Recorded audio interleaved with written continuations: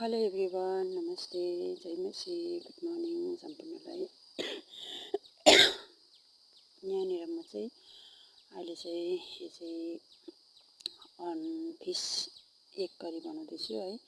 यो मैले माछाको अन्डालाई धोएर पनि राखिसकेको छु अनि टमाटर प्याज काटेको छु। यहाँ कराईमा तेल तताएर चाहिँ मैले यहाँनिर मेथी खारे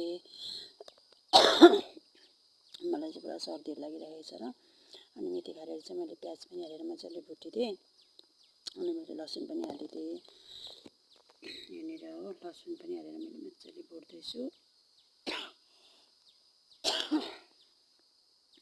अनि मैले खुर्सानी पनि हालिदिएँ। मसिनो काटेर हरियो खुर्सानी राखेको थिएँ अनि हरियो खुर्सानी अनि यो काश्मिरी लाल मिर्च अनि गरम मसला अलिकति हालिदिएँ हो। नुन हालेर चाहिँ मैले मजाले एकछिन चाहिँ मैले पकाउँदैछु मसलालाई हो। मैले हेर्नुहोस् न मजाले पाक्दैछ मसला चाहिँ हो। अन्त मैले यो माछाको अन्डा पनि हालिदिएँ। माछाको अन्डा पनि हालेर चाहिँ मजाले मैले चलाइदिएँ हो। अन्त यहाँ हेर्नुहोस् न माछाको अन्डा चाहिँ कस्तो मिठो भएछ, मजाको भएको छ अनि एकदमै खानुमा पनि टेस्टी मिठो भएको थियो है। त्यसै तपाईँहरूले पनि यसरी बनाएर खानुहोस् होला, एकदमै मिठो हुनेछ। By by everyone.